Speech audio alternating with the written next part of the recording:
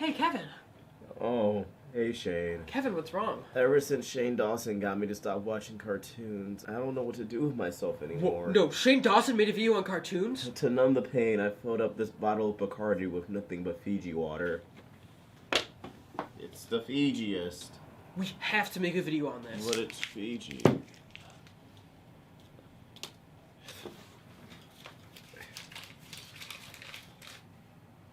We have to make a video on this. Welcome back to the Roundtable. Considering we might pull a different demographic, let's go by our actual names. I'm Kevin. I'm Shane.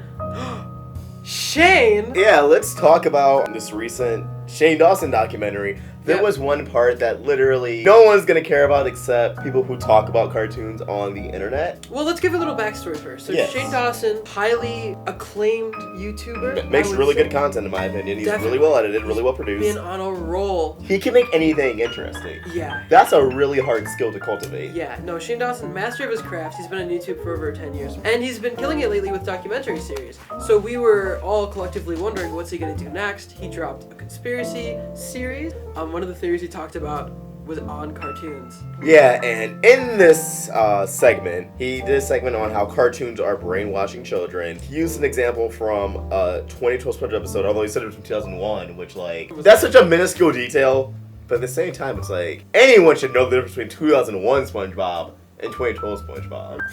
But yeah, he used an episode called Are You Happy Now? Which, the episode's pretty obvious that, like, you're following Squidward and he's insanely depressed. The show is intentionally trying to trick the audience that Squidward's going to kill himself. But the way Shane tied it into a theory was that cartoons have an abundance of suicide messages and themes to try to, like, glorify it and plant the seed within kids to commit suicide. And he spun it that maybe it was for population control, maybe to keep the world in a weakened state. It was a genuine conspiracy theory. And that's one thing we gotta, like, emphasize. He's not trying to pass any of this off as fact. This is 100% a conspiracy theory.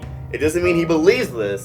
It doesn't mean that he thinks it's true. It's just a theory that he wanted to share with the world. SpongeBob is the only modern cartoon example. Everything else uses from Looney Tunes and Disney cartoons. You know, things that are from before, like, the 80s, like 40s, 50s, 60s, 70s. Even like an old Mickey Mouse comic where Mickey Mouse tries to kill himself. Dark humor. Yeah. Yeah. I think the thing is that entire segment on brainwashing children, the overarching issue with that is that he's basing this in the assumption that a lot of people share that cartoons is only for children. The examples he used beyond SpongeBob were all things where animation at that time wasn't really aimed towards children. Yeah. Like Looney Tunes now, yeah, you could probably switch it to children. It even has spin-offs like Baby Looney Tunes. But cartoons back then were, you know, often played in theaters and they were made for entertainment for, like, all ages, but they were actually more aimed towards adults than they were children. Mm-hmm. So obviously they had an abundance of suicide jokes and references, and yeah, that stuff wouldn't fly today. And that's, like, the main thing I think we should focus on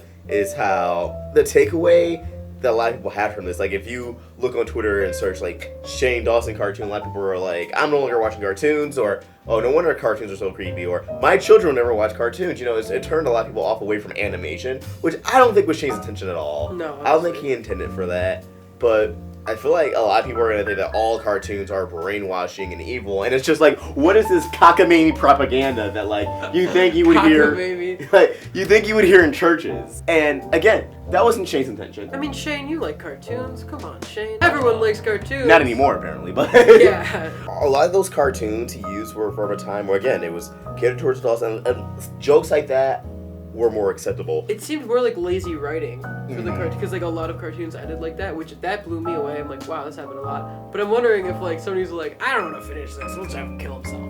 Yeah. Like, what if that's what it was? I don't know. And as someone who has had, like, you know, suicidal thoughts in the past, someone who diagnosed with depression and everything, I turned to cartoons as a form of escapism and entertainment, and, like, cartoons have got me through a lot of shit. Yeah. I think that's, like, a huge thing that has driven me to, you know, want to talk about this. Everything that he showed would not be allowed on TV today. Like, the SpongeBob episode was, like, definitely pushing the envelope for what could happen in 2012. Yeah.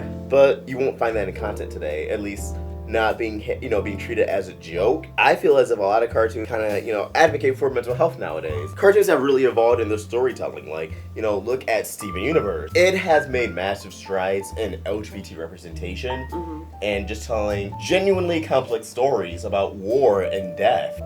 I feel as if there's a lot of merit to cartoons even nowadays, or stuff like Star Wars: The Force of Evil, that really its overarching theme, it's pretty blatant that it deals with like racism and genocide. Yeah. The editing just made the whole thing a lot worse. Like there was one part where Plankton says, "I'll see you guys in therapy," and the actual context of that episode, he was like in an alternate timeline where he ran the Krusty Krab, and Mr. Krabs was his enemy. Like Mr. Krabs was the Plankton. When we used to see you on therapy and presses that button, he sets himself back to like the actual reality timeline mumbo jumbo. It's been a while since I've seen the episode, so like the details are hazy. Yeah. But in Shane's video, it's edited so he says, "I'll see you on therapy," and then he blows himself up, which 15 million views currently on the documentary. Definitely guaranteed to have more by the time it's uploaded. I don't think all 15 million people have seen, that episode of SpongeBob. Right, obviously. Or or SpongeBob in general. So now a lot of people are under that impression that Plankton really did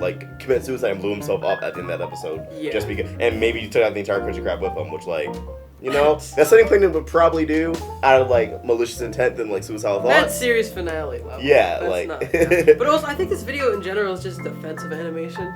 Yeah. It's not brainwashing kids. Yeah. It's helping kids grow. It's teaching lessons. Again, I don't think it's just something you can call solely for kids, if anything. No, I mean, there's shows that are made for kids. Yeah. Yeah, there are shows that are blatantly, Nick Jr., learning. Oh, yeah. Dora the Explorer, they're supposed to teach kids. I think it's another category, but there's a lot of standout pieces of animation like Gravity Falls or Steven Universe that have been enjoyed by anyone. And has a lot of themes that adults really resonate with. You can argue that some parts of these shows possibly did deal with suicidal thoughts, but it wasn't brainwashing. It was addressing it in a very respectful and tasteful manner. I don't know if Squidward was respectful and tasteful with how he did it though. But that's the thing, it was made to seem as if subliminal, kids are gonna have the idea of suicide thoughts in their head. Yeah. But that was clearly the point of that episode. If you watch it, it's called "Are You Happy Now?" The sequence with Squidward with the rope, and you think he's gonna hang himself. That was the point, Yeah. I think it was very on the nose of what it wanted to be. And also, Squidward's suicide was an urban legend. Oh yeah, the creepypasta Squidward's suicide. Overall, the concept of brainwashing children, it just seems really ridiculous to me, especially because again, all of his examples beyond SpongeBob were from decades ago. The landscape of television has changed. Look how much YouTube has changed in just the 14 years it's been around. Yeah, and it's a conspiracy theory. How YouTube used to be a lot more raunchy and a lot more, not experimental, but it was a lot more lies of what you could and can do. Yeah. And just social media in general with just societal views and what's politically correct. So if the internet's like that, that can happen within less, over a decade. How do you think television's going to evolve over a few decades, and what can and can't be allowed on television? That's why things are a lot different now. And, I enjoyed the conspiracy video. I enjoy Shane's content. I think the point of him presenting the conspiracy theories was for people to believe it. Not that he believes every single thing, but he wants to sell it in a way where people didn't just waste their time with a conspiracy theory. But I feel like people are going to take that at face value and just disregard this entire medium of entertainment that has done a lot of good, definitely more good than bad, under the idea that it's potentially brainwashing people, trying to control the population or repress people, when animation really empowers people. It empowers us. Yeah. We're in an office because of animation and our love for it. Yeah, I think a few dark SpongeBob jokes doesn't equate to brainwashing. Yeah. But that's a conspiracy theory, man. They're crazy. You wanna know what actually is brainwashing children, Shane? Let me know. Fortnite! Oh my god. You know what it teaches kids? To waste money and time. How much money do you think the creators of Fortnite have made just off a transaction? And you know what? It's just a matter of time until a kid jumps out of a real bus. Yeah. It's not so fun then, is it, huh? When little Timmy's all over the pavement? Imagine being at a mall and kids are just building actual walls to protect themselves. Oh, how are you gonna get through the mall? I don't know, right? And here's a conspiracy for you. What was the driving force of YouTube Rewind? Fortnite. YouTube's in it. They're in everyone's pockets. Why? Because they want to make money by turning kids into vegetables, watching content over and over again. And you know what, Shane? I think you're in! Shane? Yeah? I think we lost our minds. I don't think we ever found them in the first place. Well, thanks for watching us talk about cartoon conspiracies. As always, if you want to consider helping out the Roundtable, you can become a member of the channel, or you can support us on Patreon. There you can get exclusive access to scripts and avatars. If you enjoyed this video, make sure you give it a like, share it, subscribe, and hit that notification bell to stay in the loop with all things animation. I'm Retro Nemo. I'm Watcher Fox. We'll see you next time.